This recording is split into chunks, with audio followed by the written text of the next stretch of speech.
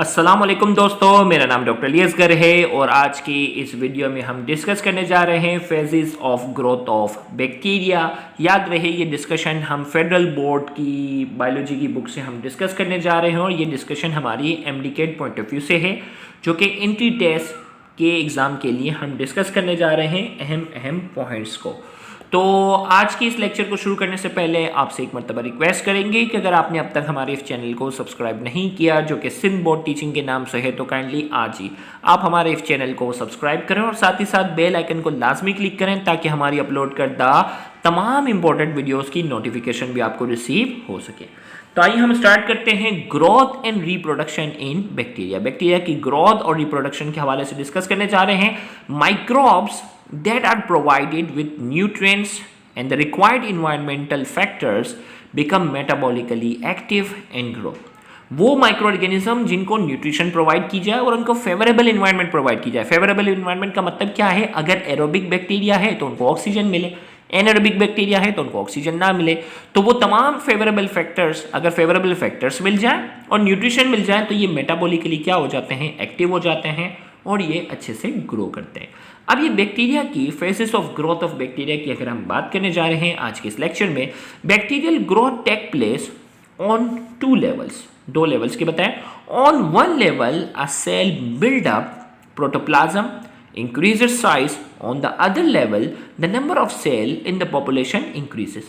तो बैक्टीरिया की जो ग्रोथ है वो बेसिकली दो लेवल पे है, जिसमें पहले लेवल में वो अपनी साइज में इजाफा करता है और प्रोटोप्लाज्म को बिल्डअप करता है, जबकि दूसरे लेवल में वो नंबर ऑफ सेल को क्या करता है? इजाफा करता है, जिसकी वजह से पॉपुलेशन में इजाफा होता है। Bacterial growth occur in four major phases which can be represented by bacterial growth curve. Bacteria की जो ग्रोथ होती है उसके चार फेजेस हैं, जिसको बैक्टीरियल ग्रोथ कर्व के जरिए क्या करते हैं? रिप्रेजेंट करते हैं। ये आपके सामने जो ग्राफ नजर आ रहा है, this is a typical growth curve of bacterial population. ये ग्रोथ कर्व है। अब इस पूरे ग्रोथ कर्व को आज के इस लेक्चर में हम जो है वो समझने जा रहे हैं कि भाई ये सबसे पहले जो है ये लैग फेज है, ये बाय मिस्टेक यहाँ लॉग लिखा है, लैग फेज, फिर लॉग फेज, फिर स्टेशनरी फेज और फिर phase of decline. One by one हम क्या करने जा रहे हैं? इनको समझने जा रहे हैं। तो सबसे पहले हम बात करते हैं lag phase. In this phase there is increase in size but not multiplication. इस फेज में बैक्टीरिया का जो सेल होगा ना, उसकी साइज में इजाफा होगा बट नॉट मल्टीप्लीकेशन, वो डिवाइड नहीं होगा। Time is required for adaptation synthesis of new enzyme. इसमें उसको टाइम चाहिए होता है, वो उसमें नए एंजाइम सिंथेसिस करता है, बनाता है to new environment. During this phase vigorous metabolic activity occur but cell do not divide. इस फेज में जो वो मेटाबॉलिक एक्टिविटी बहुत ज़्यादा होती है लेकिन सेल डिवाइड नहीं होता।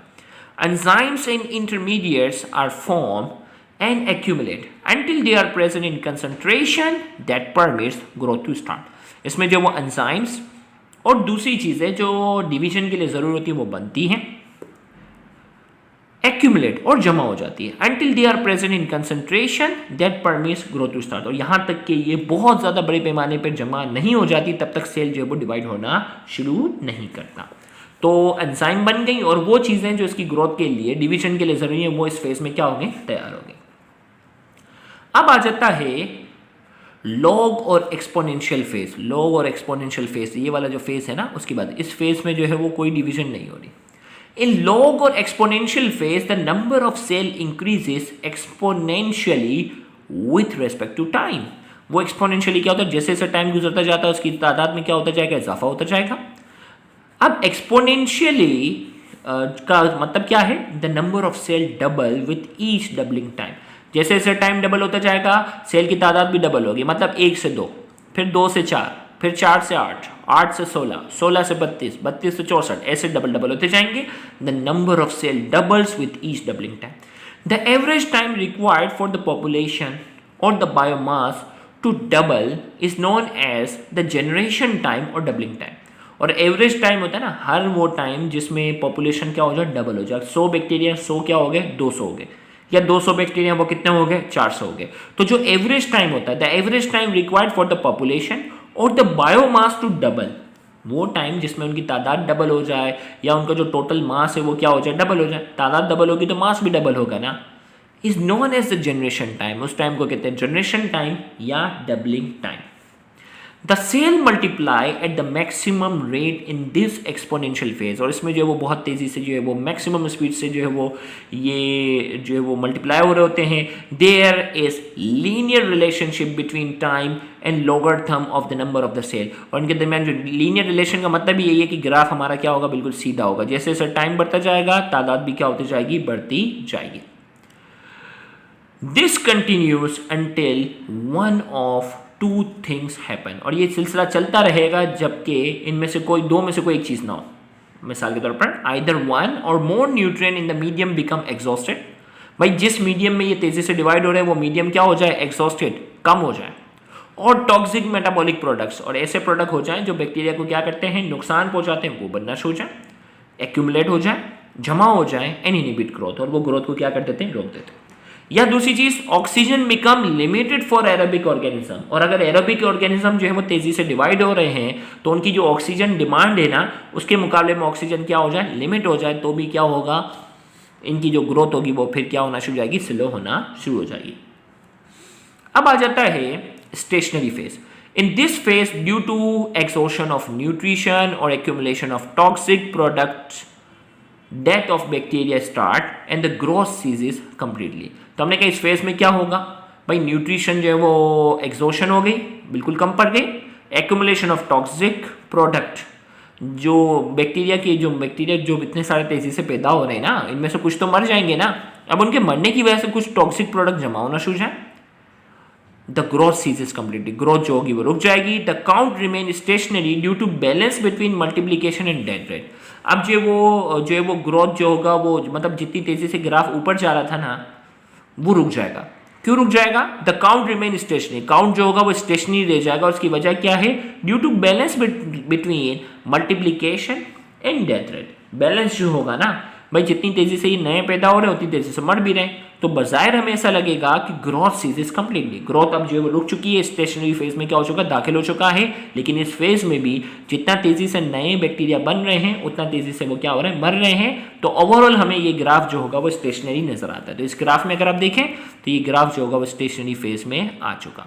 अब स्टेशनरी फेज के बाद किसकी बात आती है, decline phase, phase of decline, या जिसे हम डेथ फेज भी कहते हैं।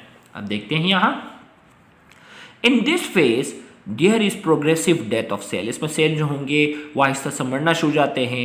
The rate of cell division is gradually decrease, उनकी जो रेट ऑफ सेल डिवीजन है वो डिक्रीज होगी, and eventually cell stop multiplying, और इवेंचुअली सेल जो होगा वो क्या होगा, स्टॉप मल्टीप्लाई होना बंद हो जाएगा। हाउएवर सम बैक्टीरिया में survive by forming resistant spore और सिस्ट ड्यूरिंग दिस फेज, और इसमें कुछ बैक्टीरिया जो होते हैं वो क्या करते हैं, सर्वाइव कर जाते हैं। कैसे, स्पोर्स की शक्ल इख्तियार कर लेते हैं या सिस्ट की शक्ल इख्तियार करके वो अपने आप को बचा लेते हैं।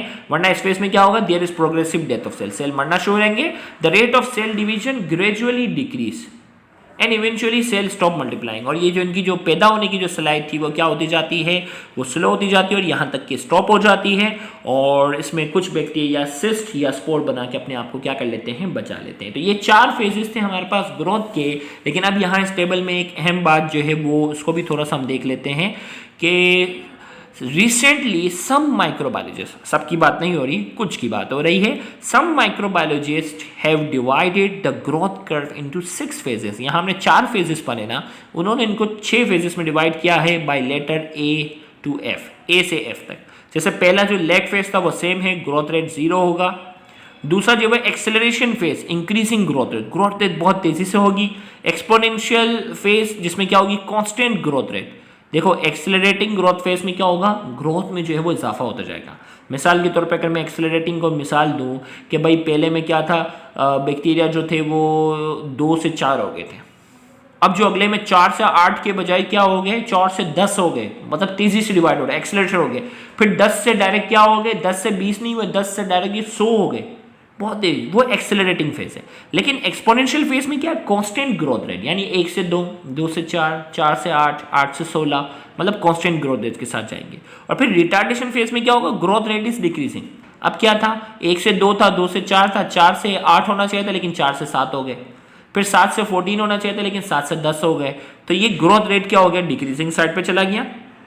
और जो पांचवा फेज है maximum stationary phase, growth rate is 0, इसमें क्या होगा, स्टेशनरी फेज होगा और फिर डिक्लाइन, मतलब स्टेशनरी फेज, डिक्लाइन फेज और लेग फेज सेम है, सिर्फ उन्होंने जो है वो लॉग फेज को 3 हिस्सों में तोड़ दिया, जिसको एक्सपोनेंशियल फेज, रिटार्डेशन फेज और एक्सेलरेशन फेज, एक्सपोनेंशियल फेज और रिटार्डेशन फेज में जाकर क्या किया है, उनको डिवाइड करके इन्होंने टोटल कितने फेज बना दिए, 6 फेज बना दिए। तो ये तमाम बातें आपने जो है वो अच्छे से क्या करनी है, याद रखनी है, क्योंकि ये phases of growth of bacteria जो है वो एंट्री टेस्ट का बहुत ही फेवरेट टॉपिक होता है, तो इसको आपने अच्छे से जो है वो जहन नशीन रखना है। तो इंशाल्लाह MCQ में आपको बहुत ज़्यादा आसानी होगी। Thank you very much. Allah.